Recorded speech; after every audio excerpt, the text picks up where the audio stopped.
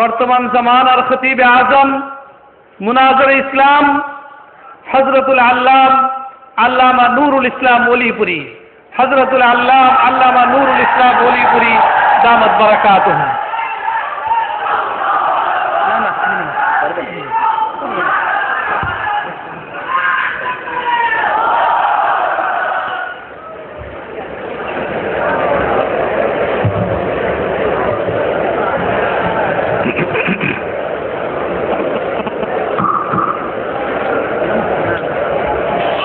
نحمده ونصلي على رسوله الكريم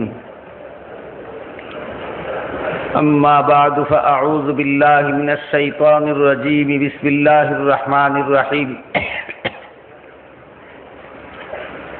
يا أيها الذين آمنوا أطيعوا الله وأطيعوا الرسول وأولي الأمر منكم فإن تنازعتم في شيء فردوه إلى الله ورسوله وقال رسول الله صلى الله عليه وسلم تركت فيكم أمرين لن تضلوا ما تمسكتم بهما كتاب الله وسنة نبيه وقال عليه الصلاة والسلام إن الله لا يجمع أمتي على الضلالة وقال عليه الصلاة والسلام إذا اجتهد الحاكم فإن أصاب فله أجران وإن أخطأ فله أجر واحد أو كما قال عليه الصلاة والسلام হযরত উলামায়ে কেরাম,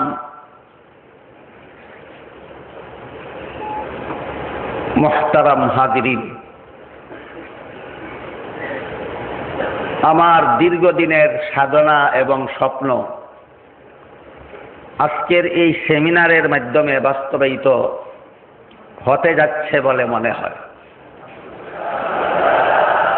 সেটা হলো, আমি আমার কর্মজীবনের সূচনা থেকেই অত্যন্ত চিন্তিত ছিলাম একটা ব্যাপার নিয়ে। সেটা হলো যে আহলে সুন্নাত ওয়াল জামাত নামটা বেদাতীরা ব্যবহার করে যাচ্ছে, আর সত্যিকারের আহলে সুন্নাত ওয়াল জামাতের আলেমগণ নীরব দর্শকের ভূমিকা পালন করে যাচ্ছেন। এ অবস্থাটা আমার জীবনের শুরু থেকেই আমার কাছে অসহনীয় ছিল। এর নিরসনের জন্য আমি আমার সারা জীবনের অধিকাংশ সাধনা এর পিছনে ব্যয় করেছি। এটা কিভাবে নিরসন করা যায়? বেদাতীরা নিজেদের নাম আহলে সুন্নাত ওয়াল জামাত ব্যবহার করবে, আর আহলে সুন্নাত ওয়াল জামাতের আলেমগণ তা নীরবে দেখে যাবেন, সয়ে যাবেন। এটা কিছুতেই হতে পারে না। এ ব্যাপারে আমি আমার জীবনে যত সাধনা করেছি এর একটা অংশ হলো, ইতিমধ্যেই আমি প্রকৃত আহলে সুন্নাত ওয়াল জামাত পরিচিতি নামে একটা গ্রন্থ রচনা করেছি। আমি আশা করি আমাদের বর্তমান উদ্যোগ এর পথে আমার সেই বইটাও আমাদেরকে দিক নির্দেশনা দিতে পারে। আমাদের বর্তমান জমানায়, বর্তমান সমাজে শুধু যে বেদাতীরা নিজেদেরকে সুন্নি বলে প্রতারণা করে যাচ্ছে তাই নয়, বরং আমাদের বর্তমান সমাজে প্রতারকদের দৌরাত্ম্য এতই বেড়েছে, যারা মুসলমান নয়, কাফের, তারা নিজেদের নাম দেয় মুসলিম জামাত। সারা দুনিয়ার মুসলমানদের কে না জানে যে কাদিয়ানীরা অমুসলিম কাফের, কিন্তু নাম ধারণ করেছে আহমদিয়া মুসলিম জামাত। কাফেরের দল মুসলিম জামাত নাম ধারণ করে কেন? একমাত্র সরল মুসলমানকে ধোঁকা দেওয়ার জন্য। সাহাবায়ে কেরামের জামাতকে অনুকরণের পরিবর্তে তাদেরকে সমালোচনার লক্ষ্যস্থলে রূপান্তরিত করে যারা, তারা নিজেরা নিজেদের দলের নাম দিয়েছে জামাত। মুসলিম বিরোধীরা নাম ধারণ করেছে মুসলিম। যে জামাত সারা বিশ্বের সমস্ত মুসলমানদের জন্য অনুকরণীয় আদর্শ, সেই আদর্শ বিরোধীরা নাম ধারণ করেছে জামাত।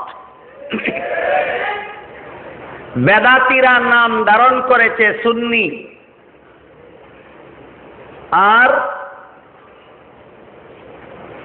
যারা খালাফিও নয় খালফি, তারা নাম ধারণ করেছে সালাফি। যারা হাদিস মানে না, তারা নাম ধারণ করেছে আহলে হাদিস। ইসলাম ধর্ম যারা মানে না, তারা মুসলিম জামাত নাম ধারণ করেছে। কিসের জন্য? মুসলমানকে ধোঁকা দেওয়ার জন্য। সাহাবায়ে কেরামের জামাতকে যারা অনুকরণীয় মানে না, নিজেদের দলের নাম জামাত রাখলো কেন? মুসলমানকে ধোঁকা দেওয়ার জন্য। বেদাত ছাড়া যাদের জীবনের কোনো সাধনা নাই, তারা সুন্নি নাম ধারণ করলো কেন? শুধুমাত্র মুসলমানদেরকে ধোঁকা দেওয়ার জন্য। যারা সলাফে সালেহিনের পথ ছেড়ে দিয়ে ভ্রান্ত পথ অবলম্বন করলো, তারা নিজেদেরকে সালাফি নাম দিল কেন? মুসলমানকে ধোঁকা দেওয়ার জন্য। যারা হাদিস মানে না, তারা নিজেদের দলের নাম আহলে হাদিস দিল কেন? মুসলমানদেরকে ধোঁকা দেওয়ার জন্য।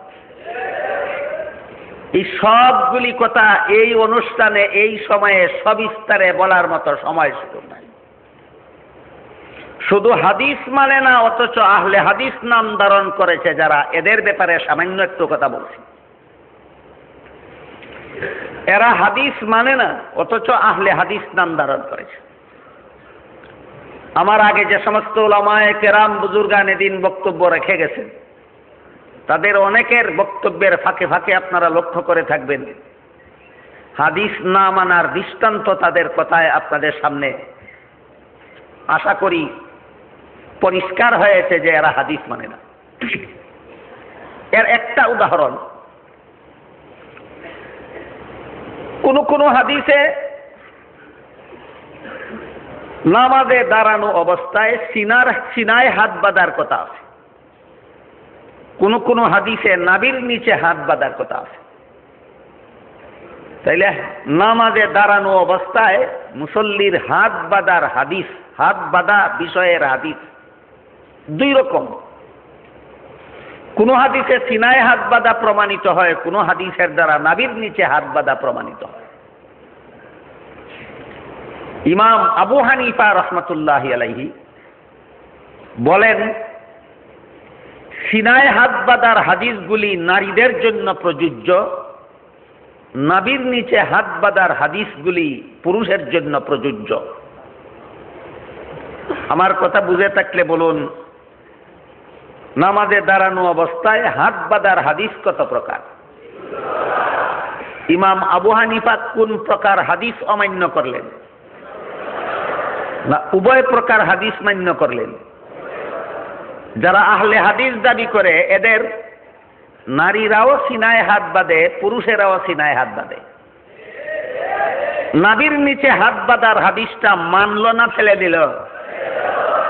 নাম ধারণ করলো আহলে হাদিস কেন? হাদিস যে ফেলে দিল, এটা যেন সরল মুসলমান বুঝতে না পারে। সুতরাং আহলে হাদিস এরা এই নামটা ধারণ করেছে মুসলমানকে ধোঁকা দেওয়ার জন্য। আরেকটা উদাহরণ দিচ্ছি। এক হাদিসে আছে, বাইনা কুল্লি আযানাইনে সালাতুন, প্রত্যেক আজান এবং একামতের মধ্যে নামাজ আছে। আজান এবং একামতের মধ্যবর্তী সময়ে নামাজ আছে। যে কারণে আহলে হাদিস নামধারীরা মাগরিবের আজানের পরে একামতের আগে 2 রাকাত নফল নামাজ পড়ে। দাবি আমরা হাদিসের উপর আমল করি, হাদিসে আছে বাইনা কুল্লি আযানাইনে সালাতুন, কিন্তু আরেক হাদিসে আছে বাইনা কুল্লি আযানাইনে সালাতুন ইল্লাল মাগরিব, বাইনা কুল্লি আযানাইনে সালাতুন, বলেন ইল্লাল মাগরিব যে হাদিসে আছে সেই হাদিসটা মানলো না ফেলে দিল? না মানলে হাদিস ধারণ করলো কেন? লোকে যেন বুঝতে না পারে যে এরাই হাদিসের দুশমন। হাদিসের দুশমনি করার জন্য আহলে হাদিস নাম ধারণ করেছে। হাদিস একমাত্র মযহাব চতুষ্টয়ের কোনো একটা মযহাব অনুসরণ করা ছাড়া হাদিসগুলি যথাযথভাবে মানার কোনো উপায় নাই। হাদিসগুলি যথাযথভাবে মানার কোনো উপায় নাই। আমার ধারণা মতে এখানকার এ সমাবেশের অধিকাংশ শ্রোতাগণ উলামায়ে কেরাম, আপনারা জানেন রাসূলের তিনটা জিনিসকে তার হাদিস বলা হয়। রাসূলের কথাকে রাসূলের হাদিস বলা হয়, রাসূলের কাজকে রাসূলের হাদিস বলা হয়, রাসূলের সমর্থনকে রাসূলের হাদিস বলা হয়। রাসূলের কথা, রাসূলের কাজ, রাসূলের সমর্থন, এই তিনটা জিনিসের নাম রাসূলের হাদিস। কিন্তু এক হাদিসে আল্লাহর রাসূল সাল্লাল্লাহু আলাইহি ওয়াসাল্লাম হাদিসের প্রথমাংশে বলেন, ইস্তেনজার ব্যাপারে, প্রস্রাব পায়খানার ব্যাপারে বলেন, লা তাস্তাকবিলুল কিবলা ওয়ালা তাস্তাকবিরুহা, কিবলা সামনে নিয়ে অথবা কিবলা পিছন দিয়ে পেশাব পায়খানা করবে না। এটা হাদিসের প্রথম অংশ। শেষের অংশে বলেন, ওয়ালাকিন শাররিকু আও গাররিবু,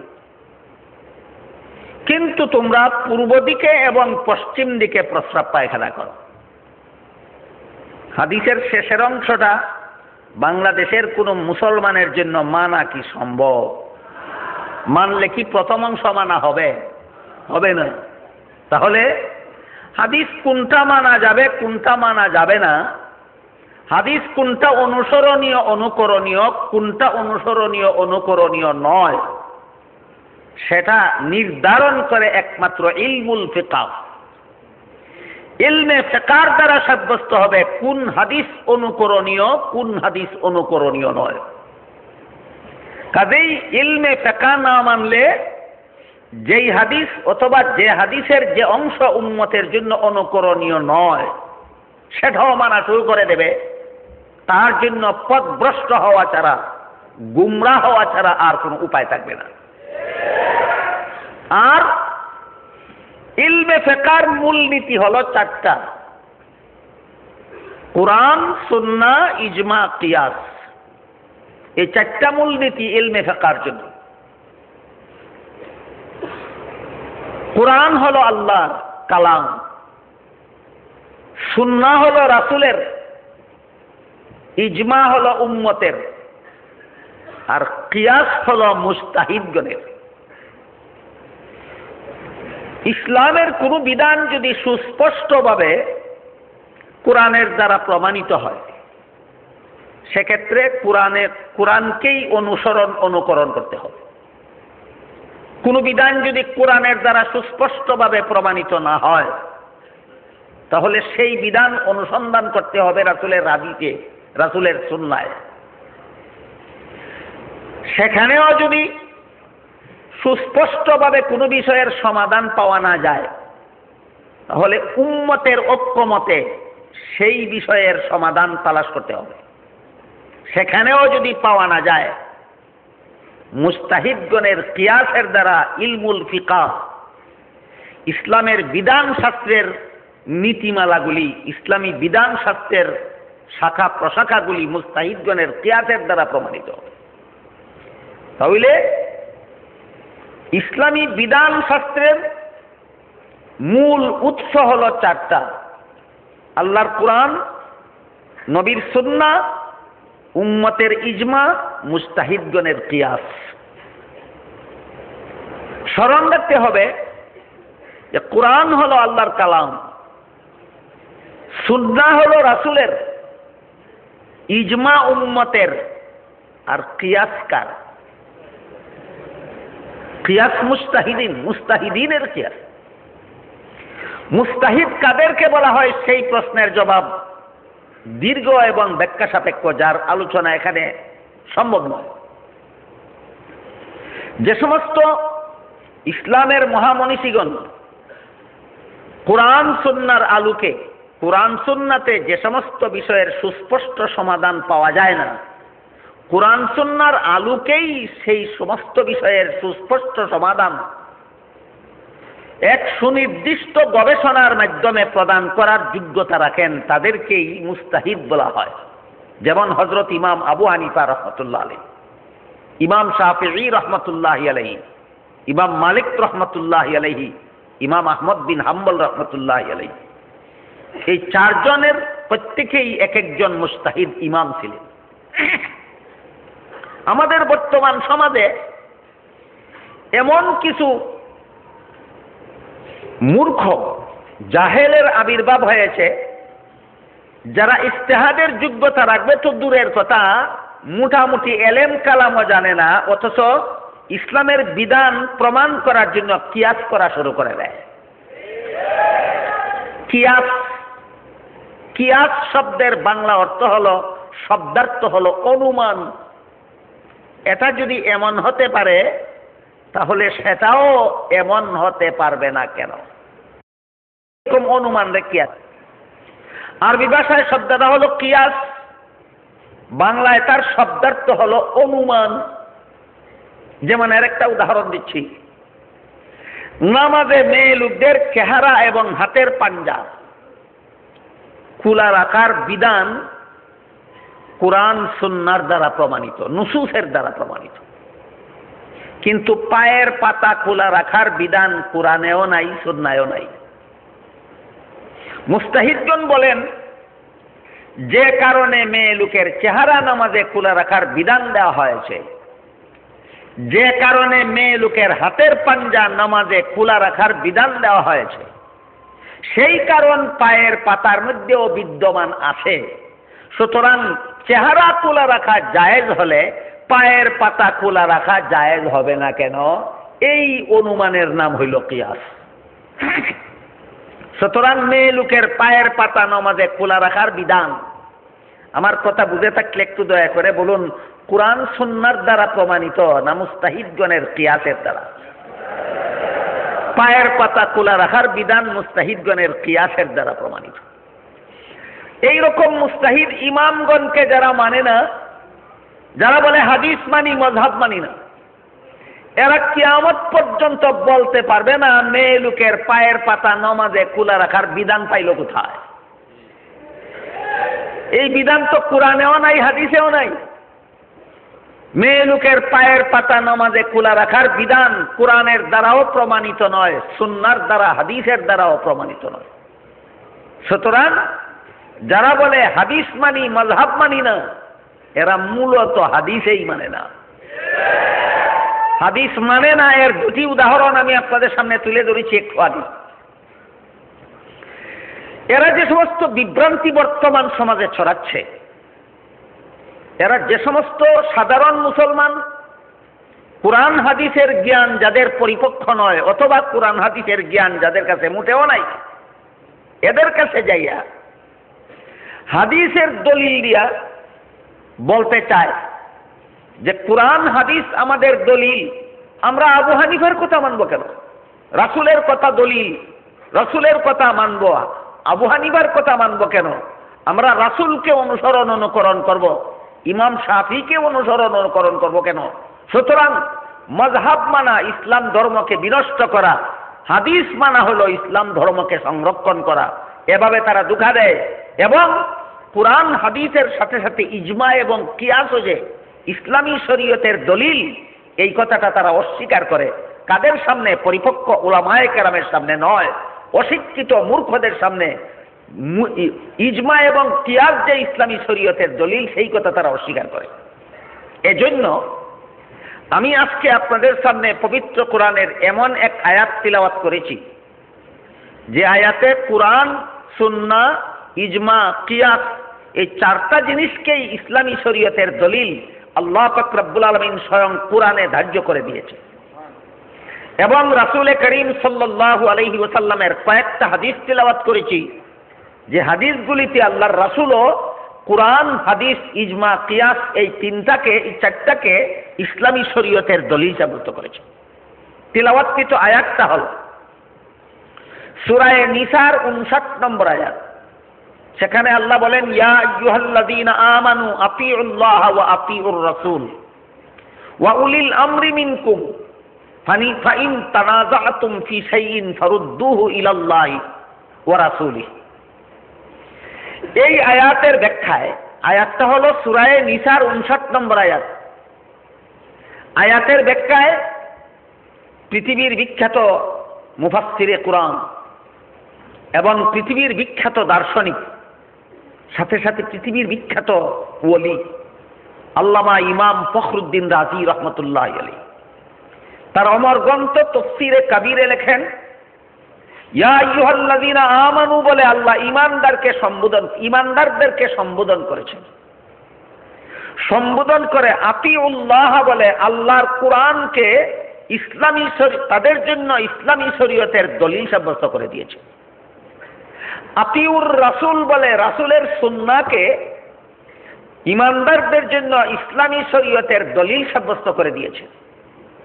উলিল আমরি মিনকুম বলে উম্মতের ইজমাকে ইমানদারদের জন্য ইসলামী শরীয়তের দলিল সাব্যস্ত করে দিয়েছেন।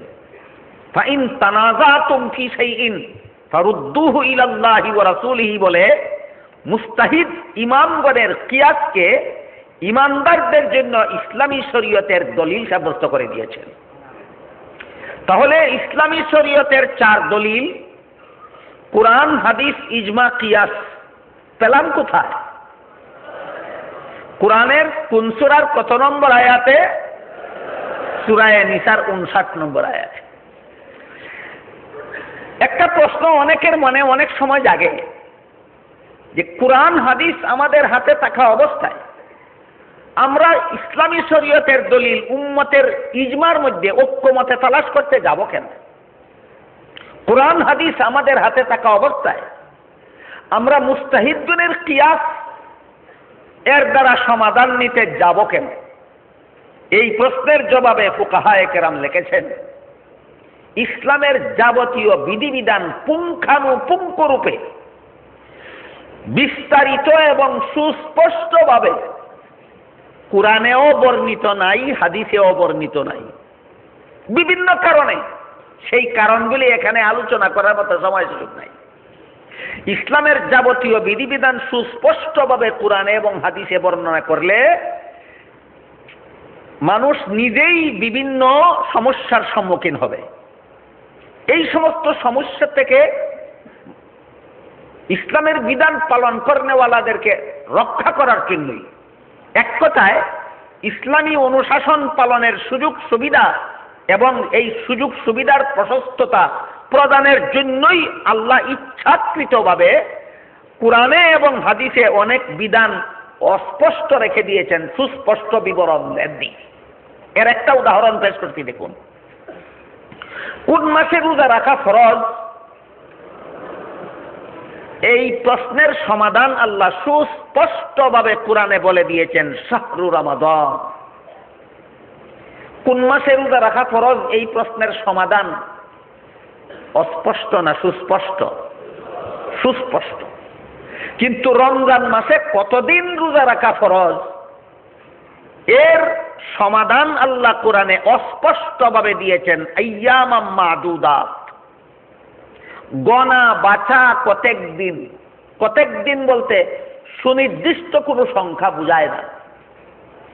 আল্লাহ 29 দিনও বলেননি, 30 দিনও বলেননি, কতক দিন বলেছেন। এটা কি সুস্পষ্ট সমাধান না অস্পষ্ট? অস্পষ্ট রাখলেন কেন? মুফাসসিরিনে কেরাম লেখেন যে যদি আল্লাহ সুস্পষ্টভাবে বলে দিতেন যে রমজান মাস আসলেই তোমাদের রোজা রাখা ফরজ হবে 30 দিন, তাহলে যেই বছর রমজান মাসের 29 তারিখ বিকালবেলা ঈদের চাঁদ দেখা প্রমাণিত হইতো, সেই বছর ঈদের দিন রোজা রেখে তোমাদের 30-এর সংখ্যা পূরণ করতে হইতো। তাহলে সুস্পষ্ট সমাধান দিলে সুবিধা হইতো না সংকট হইতো? একটা মাত্র উদাহরণ দিলাম। এই ধরনের বিভিন্ন কৌশলগত কারণে, বিভিন্ন হিকমতের কারণে, বিভিন্ন রহস্যের কারণে কুরআন হাদিসে ইসলামের সবগুলি সমাধান সুস্পষ্টভাবে দেওয়া হয়নি। এই জন্য মুস্তাহিদগণ কিয়াস করে সমাধান বের করবেন কখন? এই প্রশ্নের জবাবে মুফাসসিরিনে কেরাম লেখেন 3 অবস্থায়। যদি কুরআন হাদিসে অনুসন্ধান করে কোনো বিষয়ের সমাধান পাওয়া না যায়, অথবা সমাধান পাওয়া যায় কিন্তু সুস্পষ্ট নয়, অথবা সমাধান পাওয়া যায় সুস্পষ্টই কিন্তু পরস্পর বিরোধী মনে হয়। এই 3 অবস্থায় মনে রাখতে হবে আমাদের যে কুরআন সুন্নাতে যে বিষয়ের সমাধান অনুসন্ধান করে পাওয়া যায় না, এটা এক অবস্থা। দ্বিতীয় অবস্থা হলো পাওয়া যায় কিন্তু পরিষ্কার নয়, অস্পষ্ট। তৃতীয় অবস্থা হলো অস্পষ্টও নয়, কুরআন সুন্নাতে সমাধান পাওয়া যায় এবং সুস্পষ্ট, তবে সমাধান একটা সমাধান একরকম, একই বিষয়ের সমাধান অন্য ক্ষেত্রে পাওয়া যায় ভিন্ন রকম। এইরকম পরস্পর বিরোধী সমাধান যে বিষয়ে পাওয়া যায় কুরআন সুন্নাতে, এই 3 ক্ষেত্রে তার সুস্পষ্ট সমাধান ব্যাখ্যা করার দায়িত্ব পবিত্র কুরআনের সূরা নিসার 59 নম্বর আয়াতে আল্লাহ নিজেই মুস্তাহিদগণের হাতে অর্পণ করেছেন। আমি আশা করি আমার কথাগুলি একটু কঠিন হলেও আপনারা মনোযোগ দিয়ে শুনছেন, যেহেতু অনুধাবন করতে পারছেন পরিষ্কারভাবে। ইসলামী শরীয়তের 4 দলিল কুরআনের আয়াতের দ্বারাও প্রমাণিত, রাসূলের হাদিসের দ্বারাও প্রমাণিত। এই বিষয়গুলি আমাদের সমাজে ব্যাপকভাবে আলোচনা হবে দূরের কথা। মাদ্রাসায় ফিকহের কিতাবগুলি যে সমস্ত ক্লাসে পড়ানো হয়, ওই সমস্ত ক্লাসেও আমার ধারণা মতে যথাযোগ্যভাবে সবিস্তারে আলোচনা হয় না। যে সুযোগে এই তথাকথিত সালাফিরা, তথাকথিত আহলে হাদিসরা, সাধারণ মুসলমান তো সাধারণ মুসলমান, যেমন তেমন আলেমদেরকেও মযহাব মানা ভ্রান্ত মতবাদ, হাদিস মানতে হবে মুসলমানদের, এমন কথা বলে সমাজে বিভ্রান্তি ছড়াচ্ছে। এজন্য আমার মনে হয় যে মাদ্রাসার যে সমস্ত ক্লাসে ছাত্রদেরকে ফিকহের কিতাব পড়ানো হয়, সেখানেও এই সমস্ত বিষয়ে তাদেরকে পরিপূর্ণ দক্ষতা অর্জন করার মতো ব্যবস্থা গ্রহণ করতে হবে এবং সর্বস্তরের মুসলমানদেরকে এই সমস্ত সালাফি নামদারি, এই সমস্ত আহলে হাদিস নামদারি দুঃখাবাদেরা হাদিস মানার দুহাই দিয়া যেন মযহাব মানার বিরুদ্ধাচরণকারী তৈরি করতে না পারে, সেই ব্যাপারে সর্বস্তরের মুসলমানদেরকে সচেতন করার জন্য কার্যকরী পদক্ষেপ গ্রহণ করতে হবে। এ প্রসঙ্গে আমি নবগঠিত সংগঠন আহলে সুন্নাত ওয়াল জামাত সংরক্ষণ পরিষদের কর্মকর্তাগণের কাছে সবিনয় অনুরোধ রাখব যে এই আহলে হাদিস নামের ফিতনাবাজ, সালাফি নামের ফিতনাবাজ, লামাযহাবি ফিতনাবাজ, গায়রে মুকাল্লিদ ফিতনাবাজ, আর সুন্নি নামদারি ফিতনাবাজ, জামাত নামদারি ফিতনাবাজ, মুসলিম জামাত নামদারি ফিতনাবাজ, আর মারিফতের নামে ভণ্ড পীর ফিতনাবাজদের, এই সমস্ত সকল প্রকার ফিতনাবাজদের, ফিতনাবাদীর মুখোশ উন্মোচন করে সর্বস্তরের মুসলমানদেরকে সতর্ক করার জন্য, সচেতন করার জন্য কার্যকরী পদক্ষেপ গ্রহণ করার উদ্দেশ্যে এই সংগঠনের উদ্যোগে পাঠাগার প্রতিষ্ঠা করা দরকার, গবেষণাগার প্রতিষ্ঠা করা দরকার, প্রকাশনাগার প্রতিষ্ঠা করা দরকার। যদি নিয়মিত পাঠাগার প্রতিষ্ঠার মাধ্যমে আমাদের সর্বস্তরের মুসলমানদেরকে বিষয়গুলি বিস্তারিতভাবে অবগত হওয়ার সুযোগ প্রদান করতে পারি, যদি গবেষণাগার প্রতিষ্ঠার মাধ্যমে আমরা এই সমস্ত ফিতনাবাদেরা কিভাবে সমাজকে ধোঁকা দেয় সেই ধোঁকার মুখোশগুলি আমরা উন্মোচন করে দিতে পারি, এরা যে সমস্ত দলিলের নামে ভ্রান্ত কথা প্রচার করে থাকে, প্রকাশনার মাধ্যমে আমরা সেগুলিকে যদি ধারাবাহিকভাবে খণ্ডন করে যেতে পারি, ইনশাআল্লাহ কোনো ফিতনাবাজ এই দেশে মাথাছাড়া দিতে পারবে না। এই দেশে হক এবং হক্কানিয়তের ঝান্ডা উড্ডীন হবে। আল্লাহ আপনাদের আমাদের সবাইকে তৌফিক দান করুন। আল্লাহ